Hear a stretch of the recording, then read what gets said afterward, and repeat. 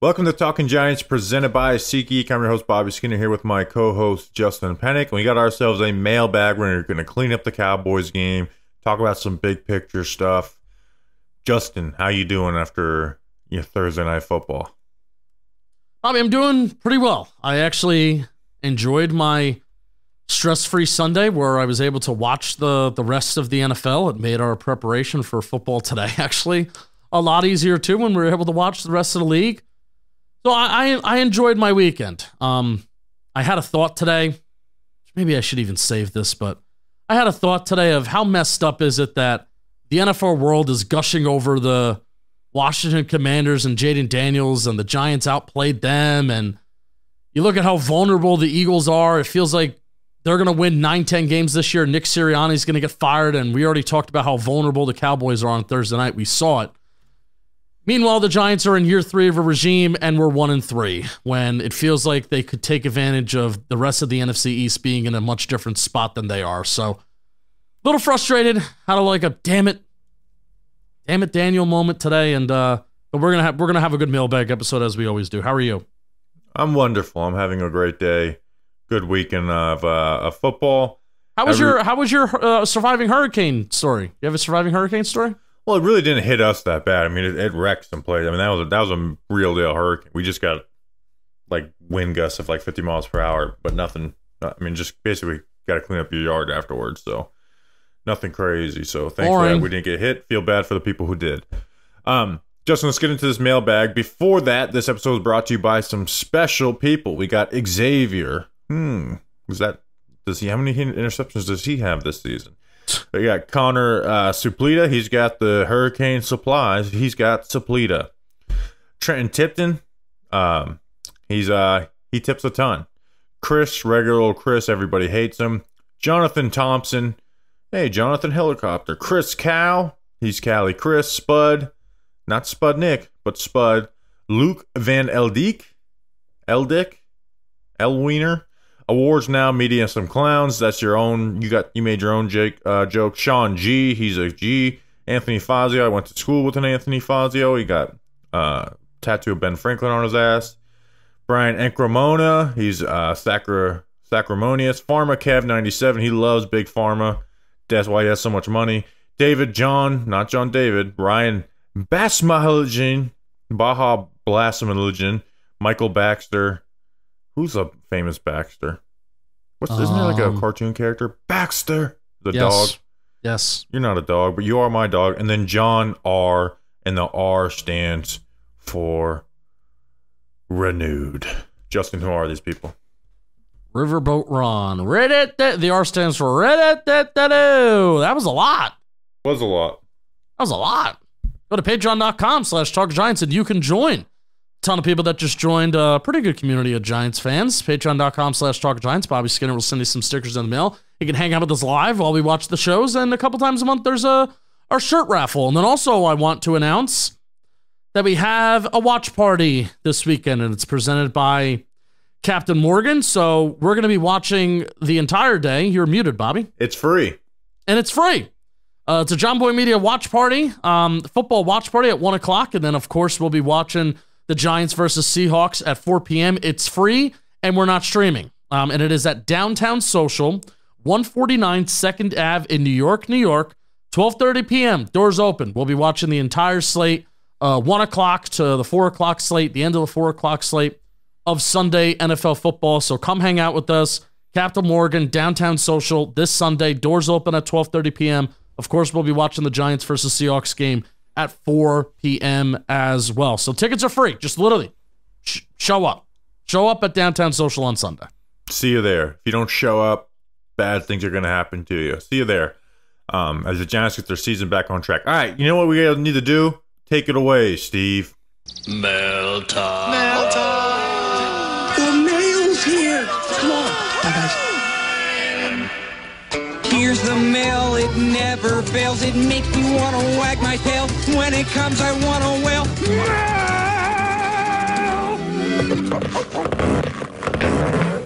Thanks, Steve from Blues Clues. Justin, let's get into the mail. Tucker Cherry at Tucker_Cherry_ With improved offensive line play and emerging star wide receiver and Malik Nabers, are the Giants just a quarterback away from being playoff contenders? So this has been like I've been seeing this quarterback away thing for a while, and then Coward had a segment on it, so that gets the juices going for people. My question is, I know it says playoff contenders, but like a QB away from what? Or like a team that's in the playoffs consistently? Are we talking about being a fringe playoff contender? Like, absolutely they are. Also, what QB? Are we talking about like Josh Allen? Yeah, Josh Allen would make you a contender, but Josh Allen makes essentially everyone a contender, right? Are we talking like a Dak away? A Kirk Cousins before the injury away? Like, that's the question is, that's what I think. But yeah, get the QB when you can. Right? Never buy into this roster isn't ready for a QB take that people have. But the offense is like a great QB away from being a top 10 offense. Like, it absolutely is, right? You have a wide receiver 1, you have a solid slot and a wide receiver 2. Hyatt becomes more valuable. You have an O-line that can really protect you. Now, the run game isn't very good, and we're going to talk about that later in the episode. But here's the downside. Do you think this defense is ready to compete? Like, you have underachieving edges right now. A DB group of Deonte Banks, Cordell Flott, and Andrew Phillips, who keeps getting injured. Jason Pinnock and Tyler Nubin, who have forced 1 incompletion combined this year. A bad run defense. You have no depth at any position outside of wide receiver. So, yes, they are a QB away.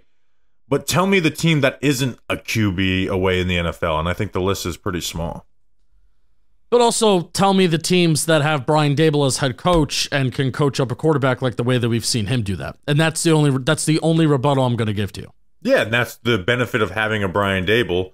But let's go through the teams, right? Buffalo, good spot for a QB. Miami, good spot for a QB. Jets, they got Nate Hackett, so they're not a good spot.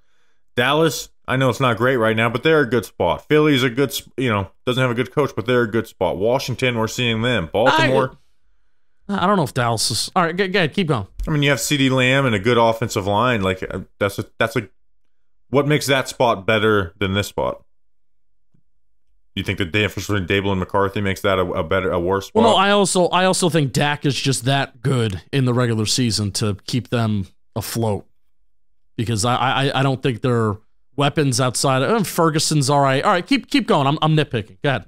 Yeah, but I'm just saying, like, there's teams that are a QB away, and if you're talking about a great QB away, then yeah, but like you just made the argument, like, well, Dak's so good in the regular. Okay, yeah, they have a QB that is helping them out.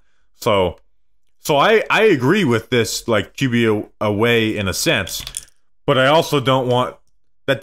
We're not the 40. We're not a team that is just brimming with talent, and it's like, oh gosh, but if only they had a QB. No, we're not a team that has a decent offensive structure for this season. By the way, you've got a lot of vets that are being relied on, and a good offensive coach in Brian Daboll, right? And we're not talking about Kevin O'Connell, Sean McVay, Kyle Shanahan level of offensive coaching either. We're talking about a guy who can put together good concepts and help coach you up as a quarterback. We're not talking about a whiz either. Yeah, 3/5 of the positions on the offensive line are very much undecided after 2025. That's the only, to say that this Giants offense is so close. I feel like it's kind of all predicated on the offensive line being good and being stable, because that's been the main difference. I don't think Daniel Jones has been much better or much worse than what he's been in the past outside of week 1, which was just horrific. But the main difference has been the offensive line pass protecting is the best that it's been in a decade plus, and 3/5 of those positions. Greg Van Roten's on a 1-year deal. John Running's here for the next 2 years, and I mean, I think they should look to extend Elamunor this offseason. Yeah, like Elamunor is your second best offensive lineman right now, so we're not talking about. He's on a 2-year deal. Yeah, we're not talking about a group that's just, a dominant group, right? We're not talking about Andrew Thomas is, but you're not talking about a group full of all pros. You're talking about a group that's working together as a unit right now, but also is having struggle run blocking. The bare bones of the question is: are the Giants a QB away from being a playoff contender? And the answer is always yes when you have Brian Daboll. Yes. When you have Brian Daboll as your offensive coach, that they are. I think we even learned that last year. We learned that last year with Tommy DeVito. We learned that last year watching Tyrod Taylor, go toe-to-toe with the Los Angeles Rams. I'm pretty sure if you listen back to that post-recap pod, I'm like, you know what? In a lost season that's so bad, I feel pretty, it was raining at MetLife and it was cold, and I'm feeling pretty good about competing with the Los Angeles Rams because Brian Daboll's a head coach and he's coaching these quarterbacks up and we're competing in these games. So, I feel like that's the truth, but I also I'm agreeing with you where the rest of this roster, especially on the defensive side of the ball, it still very much needs work. Yeah. But this is more of like if you get the QB, right? And we're talking about like, you're a playoff contender every year. Right. And, I think some of those QBs, make coaches look better than what they actually are. So, but yes, in a sense they are. And I am waiting for the day they fill that spot. All right, Justin, next question. Why don't you push this next question down one since we spent so much at the top? You want me to go? Which one do you want me to go? Do you want me to go to Chris Peace or do you want me to go to Deke Freak? Which one do you want me to go to? Don't go to Chris Peace. Go to Chris Peace after Deke Freak. We'll go to Deke Freak 72 at JJ Deke Freak 72. What's wrong with the rushing offense? Well, there is something wrong, by the way, because let's look at some stats. They're 30th in rushing yards per game, 32nd in yards per carry. That sucks. Dead last. And then 26th in rush success rate. But after like the week 2, it's like, oh man, this team's running the ball pretty well. They actually were pretty decent, and then the last 2 weeks has been really bad. So let's see what's changed. Well, one, they've ran the ball into stack boxes 36 of 41 times the last 2 weeks, right? That's 88%. The first 2 weeks they ran the stack boxes 6 of 31 times, 19%, right? So they're getting teams to stack the box a little more, and they're running into them where they weren't the first 2 weeks. But here's the part that frustrates me. Not that they're running into stack boxes, because if you want to be a good rushing team, you do need to rush in the stack boxes, right? You can't just avoid them, or else you're Eric Bieniemy. They've went away from what they found success with week 2, right? Like they ran that, duo is becoming the most used, word on this podcast, but they ran duo once in week 1, and then 61% of the time in week 2. I don't have the stats on it the last 2 weeks, but I did, go and watch the film. And they've went totally away from that, right? That is something that we talk about all offseason. Take care of the first level. Be a team that takes care of the first level, and then, the rest will come to you. They've went away from that, and they've tried to be a zone run team, and they're just not good at it, right? Like, being a zone run team's awesome if you're good at it. The Giants aren't. Their interior offensive line is just not good enough right now to do that, right? Guys are getting pushed into the backfield. They're not being able to, seal off blocks. They're not getting any movement. And, when they're trying to run power and counter, both their guards are bad pullers to do that. And so they've went away from their good run concepts. And I don't think running their good run concepts makes them a top rushing team in the NFL, but they wouldn't be dead last, right? Like duo, pin and pull is something like, think about how bad they were week 3. Guess what they had one big run on? Pin and pull, right? So they were good at that 2 years ago. They went away from it last year.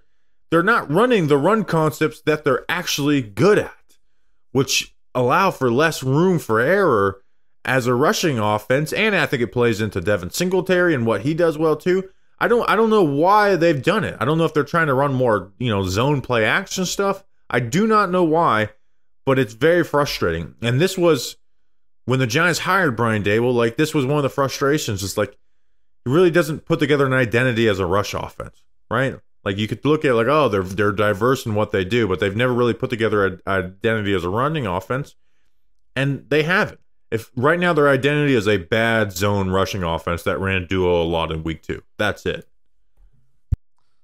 They're 32nd in rushing yards per play. They're 29th in rushing yards before contact per carry, and they're 29th in rushing yards after contact per carry. So that's bad. So yeah, is it on JMS and John Runyon and Van Roten? Yeah, it is. But you want to know why? Because they're also rushing inside the tackles rushing percentage. They're 5th highest in the National Football League. But the reason why they're doing that is because like they want to get outside on the edges, but their interior doesn't win. right? So those guys, you know, the interior defenders cause chaos. So I just don't know why they went away from the one thing that they had success on, and like they should have leaned into that more. They spammed it week 2 against Washington, and they did a really good job. Like, get back to that. Make that your identity. Like, do that until it stops working, and then when it stops working, then you can start trying to get out on the edges because of the way defenses will start fitting the run against you. It's frustrating, right? And this is why it's like, oh, Brian Dable, you know, great game plan, like, and we just look at the passing offense, but the run game is part of that too, and that has not been like the one time they did this run concept and spammed it, they had success, and they haven't done it outside of that really. And they haven't played very good run defenses. No, the Cowboys are awful. And it's almost like they watched the Saints and the Ravens game because they did a little zone read and stuff like that. Instead of being like, hey, this Cowboys defensive run defense is bad, let's attack it with what we're good at.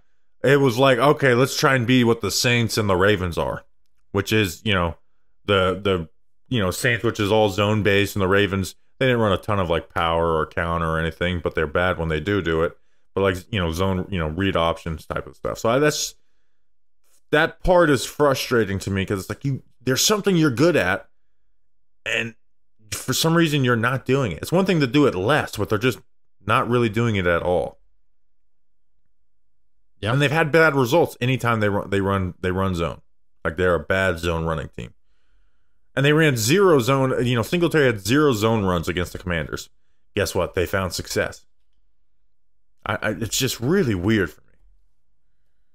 Yeah, rushing yards per play week 2, they were 5th.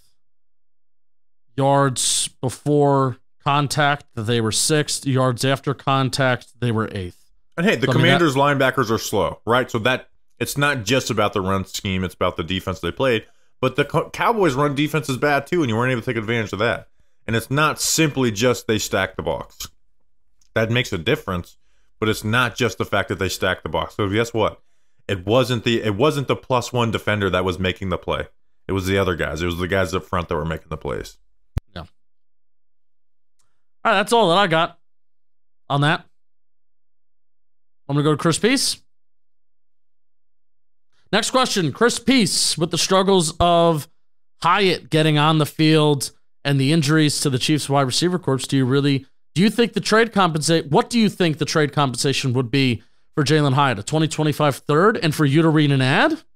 It would take us to read an ad because a chill is in the air, leaves falling to the ground, and football every week, and that's what it's all about. You can make each weekend even more exciting by getting into the action with our partners at DraftKings, the #1 place to bet touchdowns. If you don't know how to spell DraftKings, look at the screen right there because I got a DraftKings NASCAR. How about that? How about that? Right now, all new customers who bet just $5 will instantly get $200 in bonus bets when you use code WORLD. Stay in on the action and use your $200 in bonus bets to bet anytime touchdowns on DraftKings. By the way, check out the DraftKings reads on the O-line report and film review. I've been trying to get a little creative with them. Not that creative, just not boring either. So download the DraftKings Sportsbook app now. New customers use promo code WORLD. You guys know how to spell WORLD? You better. And bet just $5 on any wager and get $200 in bonus bets instantly. That's promo code WORLD only at DraftKings Sportsbook. You'll be glad you did. Next question. You'll be glad you did. Next question. Andrew Spagnolo, no relation to Steve, at Andrew Spagnolo 5. What is your comfort level trading Darius Slayton or Jalen Hyatt? What round pick would you expect back for each player to be comfortable pulling the trigger? The Chiefs come to mind for this. Rashee Rice just tore his ACL. Yeah, so the Chiefs, everyone's want to know what wide receiver the Chiefs are going to trade for. And this is going to happen up until the deadline, until a move is made or not made by the Giants when it comes to Darius Slayton or Jalen Hyatt. So I wanted to do this question and get on the record for it. Because Jalen Hyatt, if they were to trade him, which I wouldn't want to, but I would at least need to recoup, the 3rd round pick. Not the 4th round pick that you traded, but I'd at least need to recoup that. But when it comes to the Chiefs, why would the Chiefs want him? They already have Xavier Worthy. They need a route runner. But Darius Slayton is the name there. Oh, let's trade Darius Slayton. So once again, we are trying to move off of Darius Slayton. So I actually went and looked at next year's free agency, the Giants cap situation, even like plugged in the top 51 to see where the Giants would be at. I officially do not want to trade Darius Slayton unless the return is something that none of us are expecting, but especially if the return is something like a 4th round pick. Are you serious right now? You guys want to trade Darius Slayton for a 4th round pick? Let's look at the Giants' best 4th round picks since Ernie Accorsi retired. Julian Love, Zach DeOssie, Darnay Holmes, Wayne Gallman, and Daniel Bellinger. So, like, at best, you get a good safety who was a backup for 3 years, and your optimistic view gives you a bad nickel cornerback, an overrated running back who had 104 yards in his career after he left, or a long snapper for the long haul. Like, the only reasonable answer for trading Slayton is that you're not going to re-sign him. But here's the question. Why wouldn't you try and re-sign Darius Slayton? Like, all the free agents that are out there have big money, big money names like Cooper, Higgins, Diggs, Keenan Allen, or Chris Godwin. Like, are they going to make a run at one of those guys? Because if they want to make a run at one of those guys, okay. But, like, you have a guy like Deontay Johnson, but I expect him to get decent money. Like, Darius Slayton is the youngest of the group of the next tier of receivers.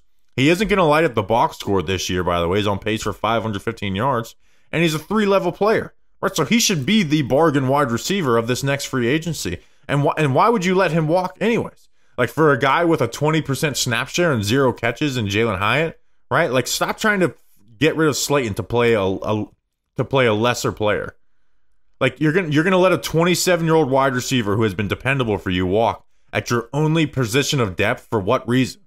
For what reason? Like, you'll have $70 million of cap space once you cut Daniel Jones and Graham Gano, and then after Slayton, and I emphasize after, what unrestricted free agent are the Giants looking to pay next year?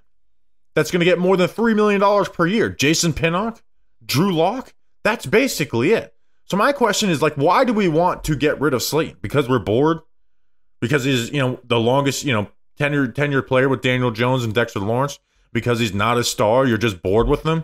Because he's 3rd on the team in receiving instead of 1st now? Because people are sick of the drops. That's why. No, I think but this was happening before he dropped the pass last week versus the Cowboys. And last year he had a good drop season, which I said that may be an outlier. Don't pretend it's just completely fixed. People probably are bored of him. Yeah, they're bored because he's not a great player, right? So it's like, oh, you're not a great player and we're not winning games. Let's get rid of you. For what?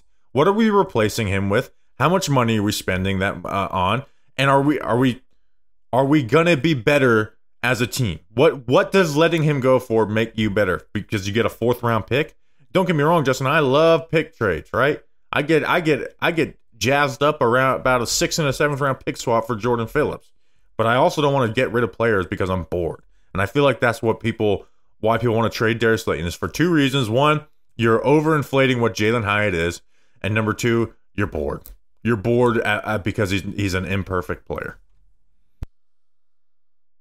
My brain just goes to, I can't believe we're this not confident in Jalen Hyatt. It's worse than I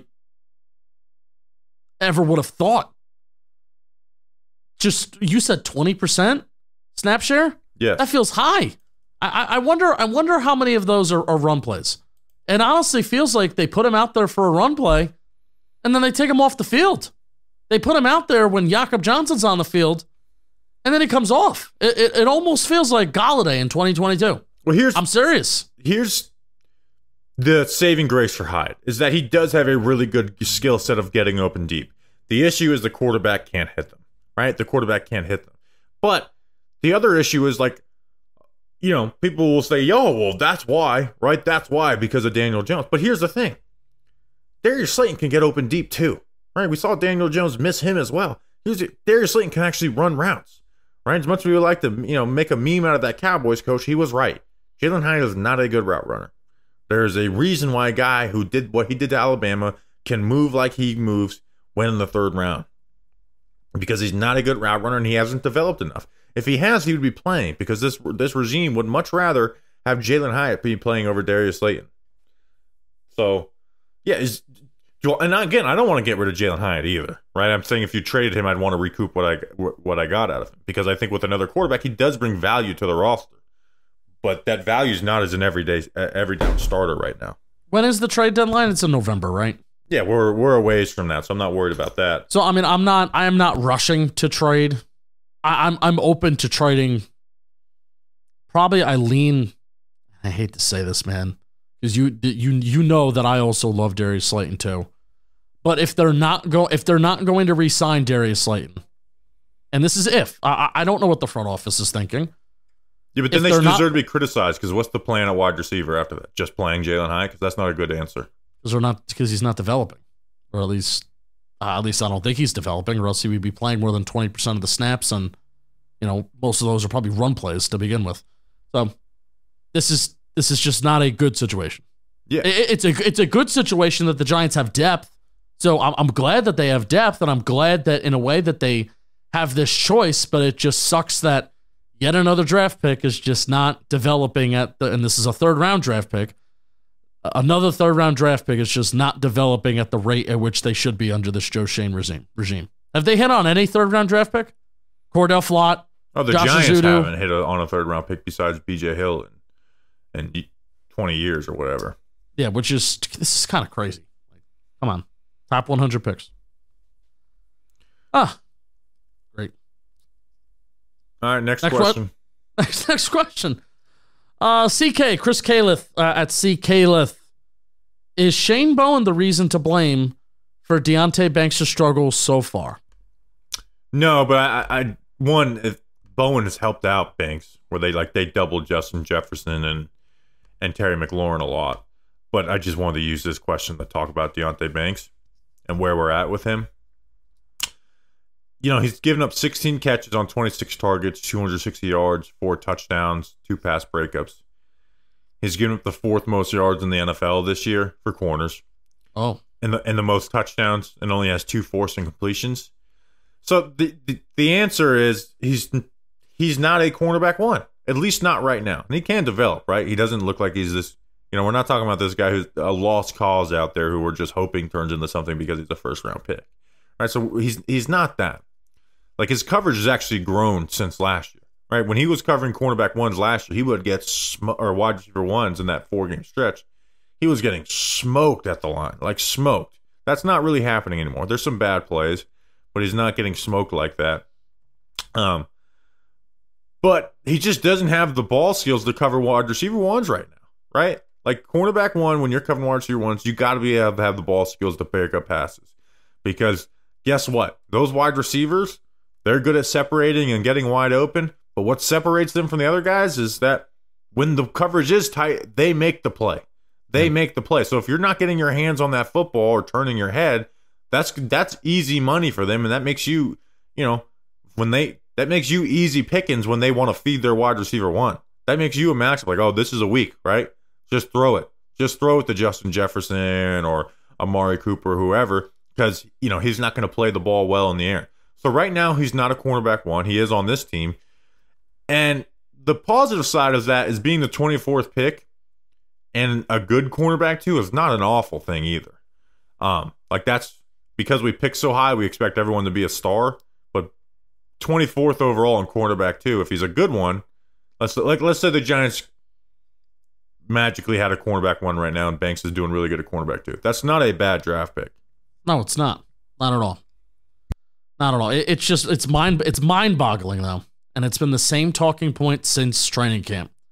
And if you've been listening to us since the summer, we've said the same thing over and over again, that he's in a good spot, but you got to play the football. It's a requirement in today's NFL. And that's the main thing that I learned from the 2020 season, where the Giants had James Bradbury at corner, and even looking at some of the good safeties that we had is, what? Don't shy away. And that's what made James Bradbury feel really good in 2022 is don't shy away from being targeted.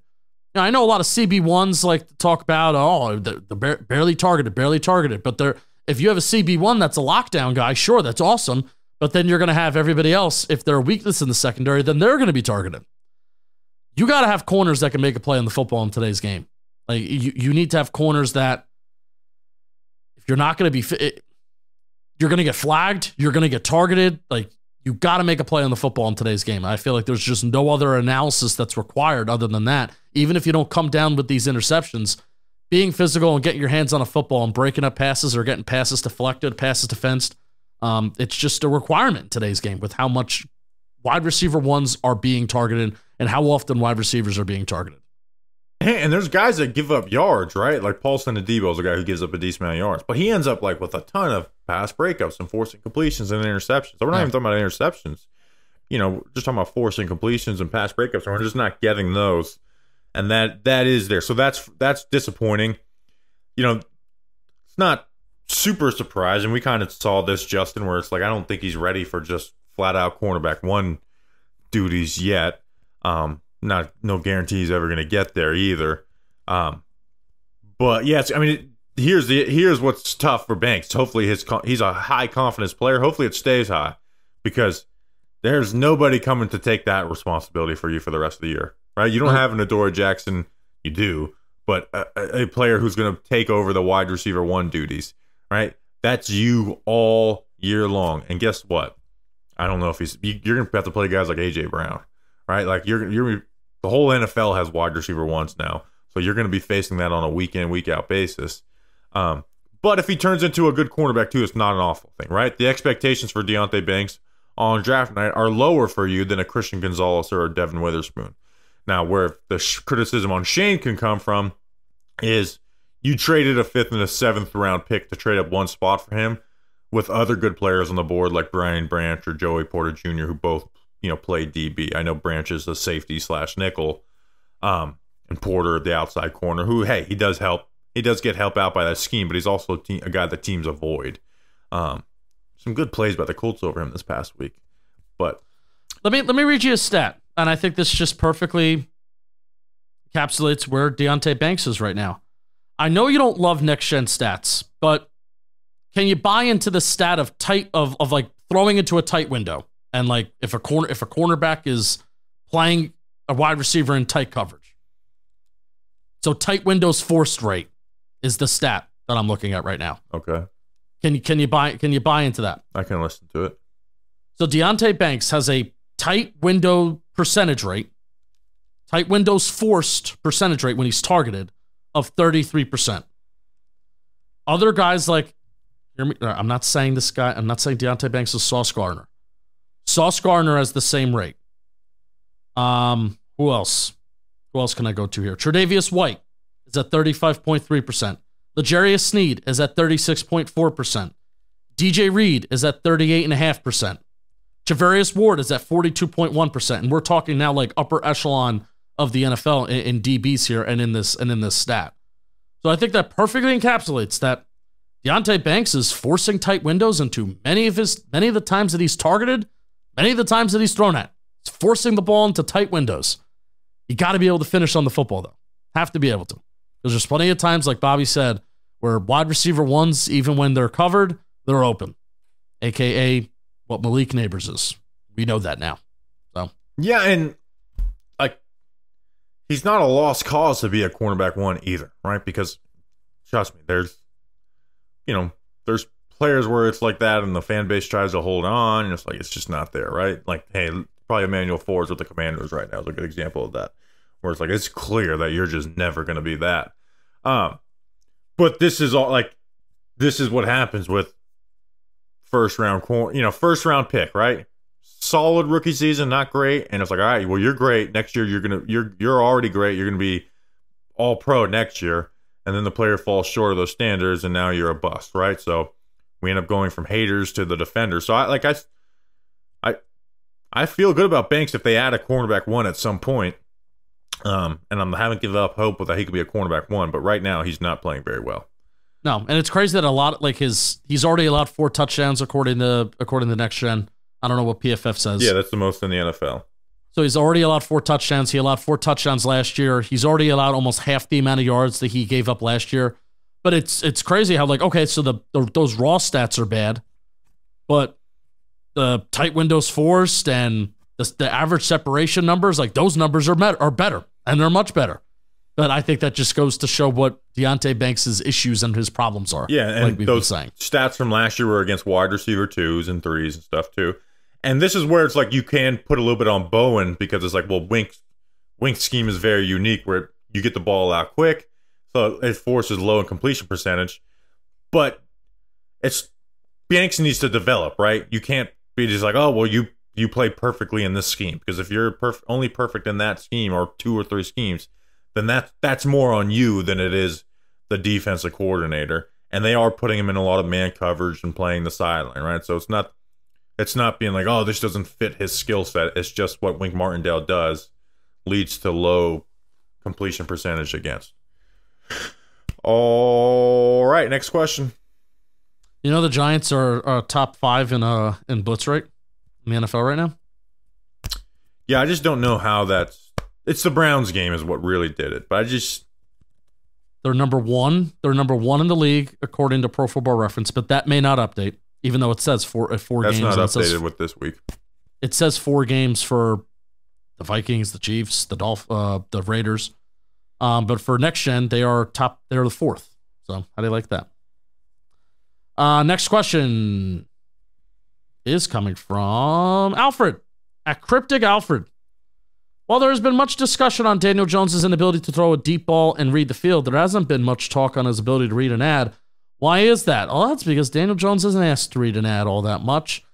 But I am asked to read an ad a lot, and I think I can do that pretty well. Sweater weather. I'm wearing a little nice sweatshirt right now.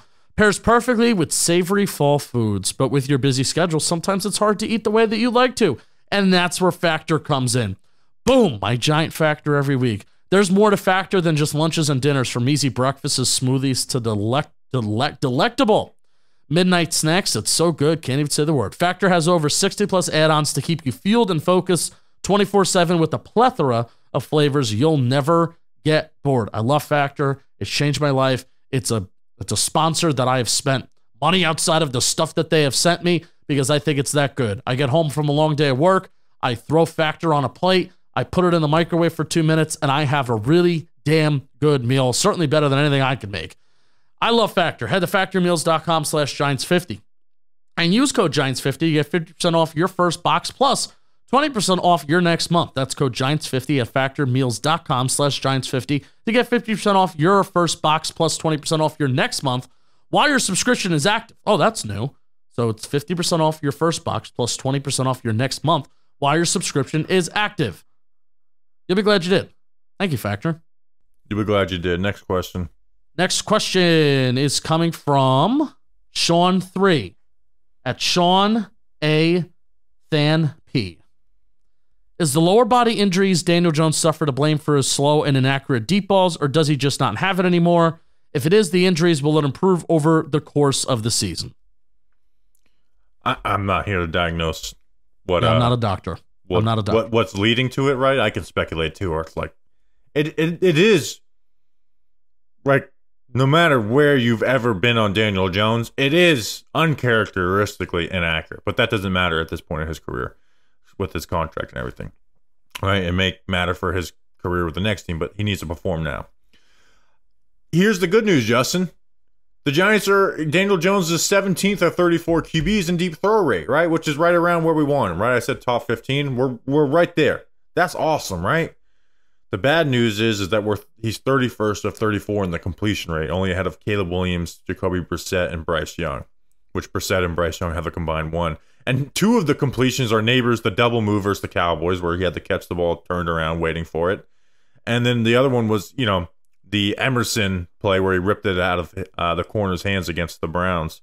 So it's like, part of me is like, will always be like, well, he used to throw it accurate, it'll come back. But it's like, we're losing games now, so it's like it doesn't even matter. But I don't know what the cause of it is, but it is uncharacteristic to what the rest of his career has been. And they're pulling the trigger on it, and it is taking points off the board for the New York Giants. So, like, we are, again, bottom 5 in the NFL at throwing the ball down the field.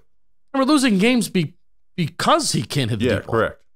Right? So, and, well, yes, they're losing games for other reasons too. Yes. But this is a major reason on why they're losing games.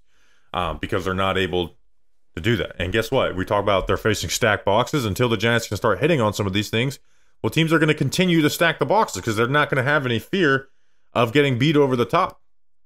Like, and they've been there, right? Like, we should be completing like 40 to 50%.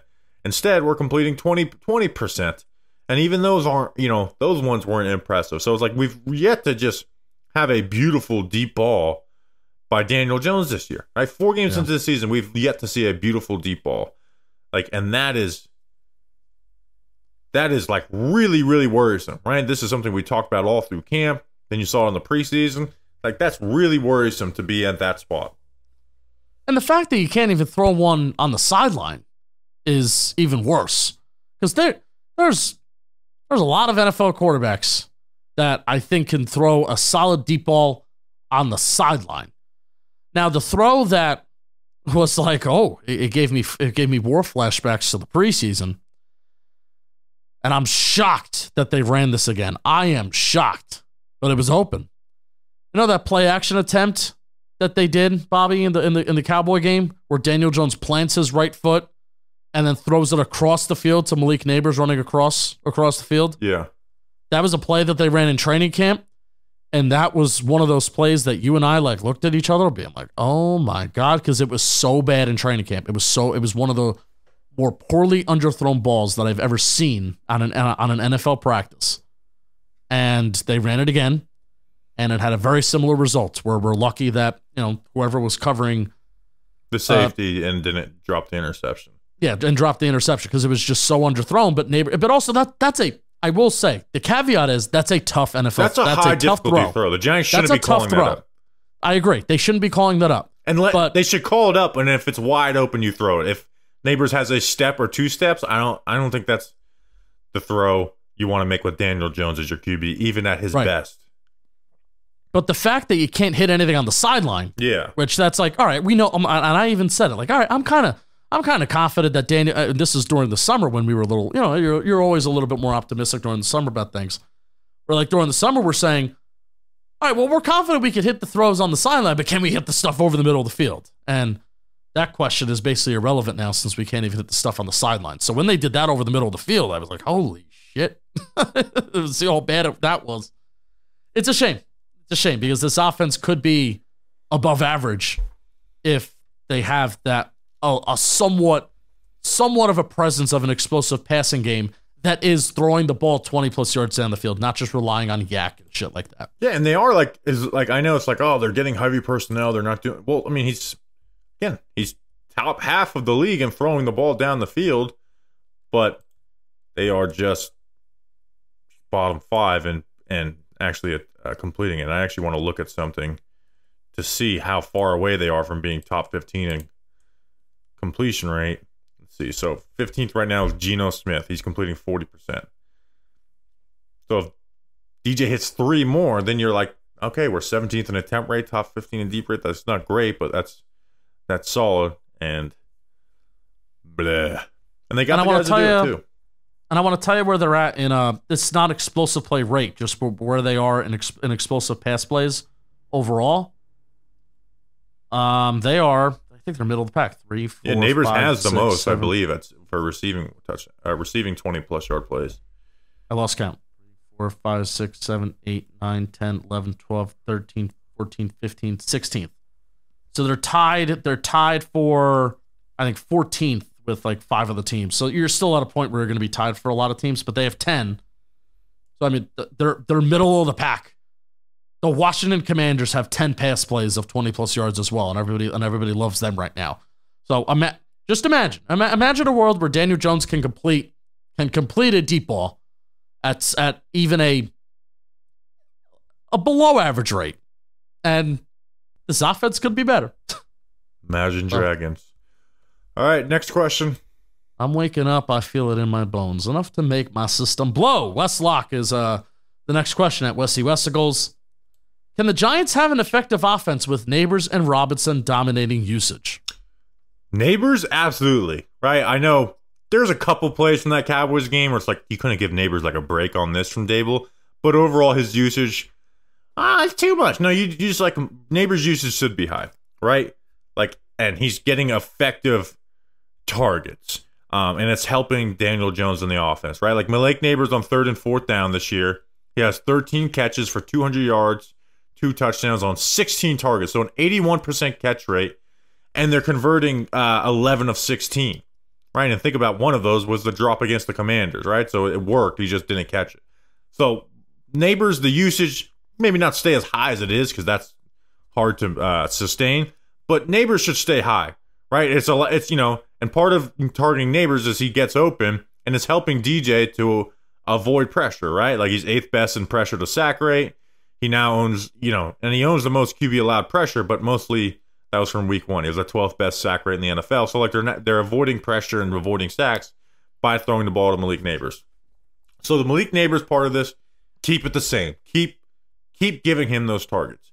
Here's where I'm going to say they're doing the change. Wan'Dale Robinson cannot be this big of a focal point, especially on 3rd down, right?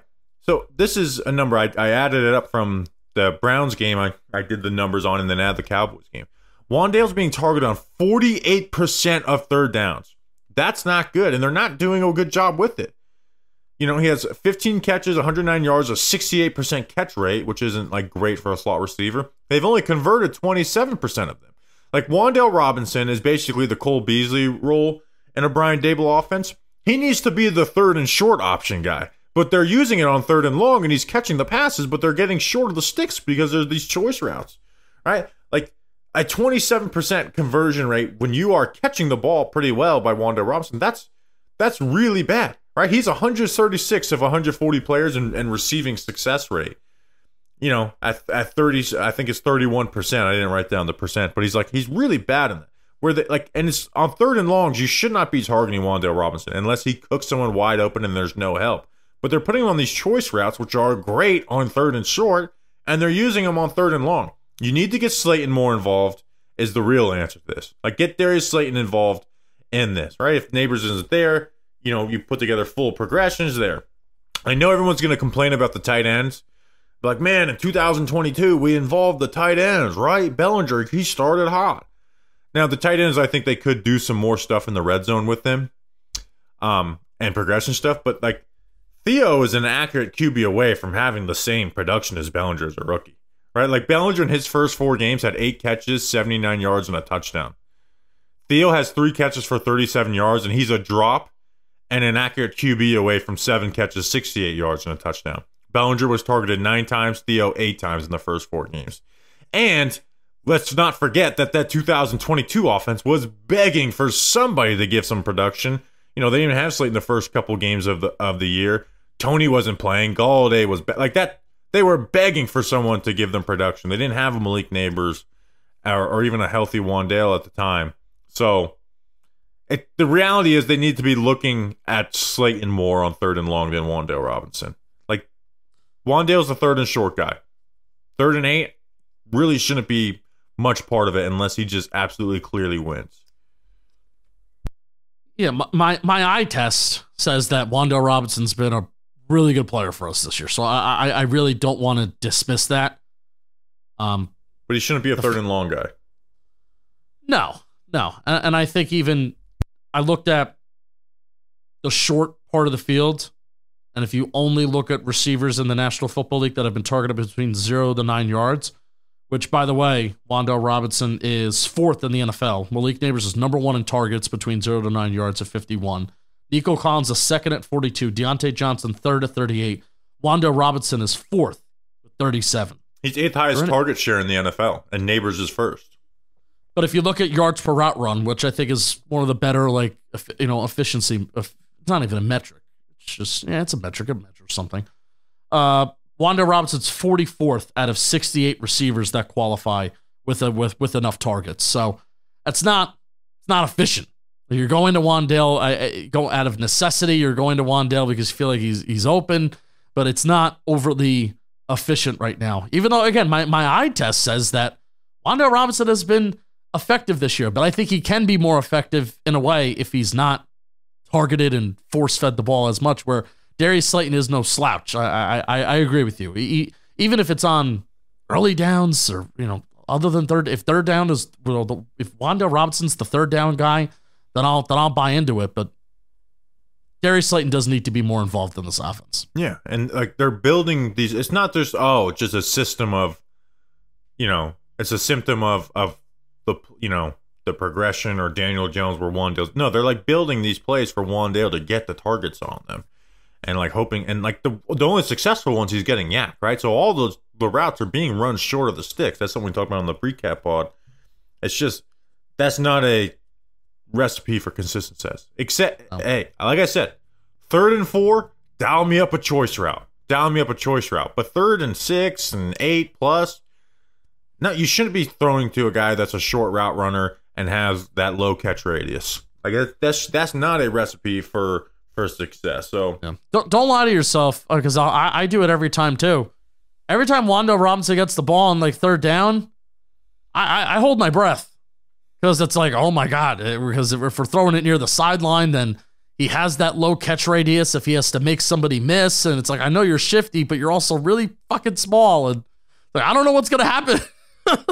You can throw it and toss it around for all that I know. Like, you don't lie to yourself. You hold your, like when Malik Nabers gets the ball in his hands, I'm like, oh, let's see what's going to happen. I rub my hands together like I'm an evil mastermind. I don't do that when Wando Robinson has the ball in his hands. I'm like, oh, where's this going to go? How's this going to go, Jim? That's how I feel. Also, I don't know about you. I shared the screenshot of the ball going over his head at that last drive where they, DJ threw the ball, basically Hail Mary drive.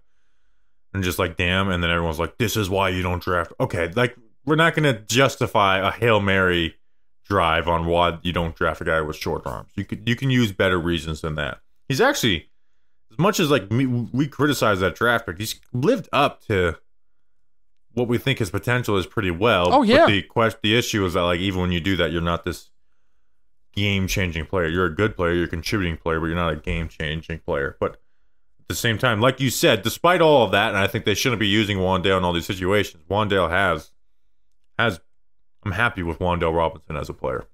Yeah, absolutely. All right. Andy, at Andy Byrne. The recent mock drafts have shown a lot of QB issues to the Giants, and one that stood out to me is the most recent one that you guys had reading an ad. Before you read the ad, I want to say something. Sure. Wait until the bye week, and even then, you don't got great chances. Don't ask us about QBs in the draft until the bye week at least. Wait for me to do my way too early mock draft, or not way too early, but my bye week mock draft before you do that, because I'm not dialed in on QBs, even though Alabama Georgia was a nuts game. It's a very crazy game. I want the guy who has kill everybody on his eyes. Can't wait for the 2027 NFL draft. That guy, Genuinely Dylan Raiola, Arch Manning. Let's just wake me up when we're in April of 2027. This episode, this mailbag is brought to you by Captain Morgan, the official Spice Rum sponsor of the NFL, and they're also the official sponsor of our watch party this Sunday. So again, Downtown Social in NYC. More information, if you want to see more information, the link is in the description of the show. You can, I'm pretty sure you can even buy a ticket, but again, it's free. So if you add something to cart, it will be free. It will be $0. So even if you want to get a ticket and feel professional, pretty sure a Captain Morgan logo may even show up. This NFL season, you need the right players in the game, and sometimes you need to spice things up, and same goes for your drinks. I hope to see you there on Sunday, Downtown Social in NYC. When it gets bland, try Captain Morgan Original Spice Rum. It's delicious, crisp, perfect for game day with friends. Spice it up. Spice up your game day. Change some things up. Come with us, NYC this weekend, Downtown Social. Like I said, visit CaptainMorgan.com to find Captain near you. Please drink responsibly. Captain Morgan Original Spice Rum, 35% alcohol by volume. Captain Morgan Rum Company in New York. New York, you'll be glad you did. Bobby, I got confirmation that whoever's on the sales team at Captain Morgan likes listening to the show, likes listening to our ad read. So I want to give that shout out to that person and say thank you. Shout out, buddy. I want to shout out Doug. He said he's going to put together this thing for me. The Giants ran duo 4% of their runs in week 4, which I think might be one play. Sounds right. They ran zone 82%. It is one play because wide receiver fullback run is also 4%, and you had that one Nabers play. So they ran 4 other play. They ran counter once, which they did really bad. They ran power once, also really bad. A reverse duo, and then the rest was all outside zone and inside zone. Stap it. Eric, stap it. All right, Justin, next question. Next question. I think this is the last question. Tim at NYG Tim. If the losing continues but Jones plays as he's played, would you put in Drew Lock? No. Unless we do the injury guarantee mathematically eliminated from the playoffs. Absolutely not. That's the one positive from DJ's performance, right? While everyone likes to bicker about it, is that he has played it good enough to where I don't need to mutter the phrase "the Giants should start Drew Lock." Yeah, I think when you get to that point that you're mathematically eliminated, I think you do though. But only because of the injury guarantee, not because you think Drew Lock's a better player. No, I agree with that. It is simply because of injury Which guarantee. I was not wanting to do that. I do not want Drew Lock playing quarterback for my team. Maybe he comes in and surprises, right, and does some really good things under Brian Dable. But watching Drew Lock last year, that would be this team's luck. Watching him in training eliminated. camp and then the little bit of preseason action, like that's way more alarming than what DJ's put on film. So no, the answer is no. We're not. We're not the desperate put in the backup pod. I'm with you, but you know what, dude? We're 1-3. Like, I know it's unlikely. I know we're playing a bunch of teams that are probably going to beat the shit out of us now. Beat the Seahawks. Come on. Like, we're 1-3. There's teams that are vulnerable. Season's not over. Come on. Like, the Giants aren't playing. Like, the difference between this year and last year is that the Giants were playing pathetic football. Pathetic. It was disgusting to watch. It was pathetic to watch. I don't feel like I'm watching a pathetic football team that doesn't deserve to be out there on Sundays. Like, come on. Win a football game. You know? Yep. Let's win some games. How about that? You never know. You never know. Let's quote the philosopher, Mr. Brownstone. Let's win some games. All right, that's an episode. We'll be back on Friday for a Seahawks preview pod, and then we're going to see you in New York City for our watch party. Make sure to be there. Put all the address, all that shit in the description. We'll see you then. Until then, let's go Big Blue.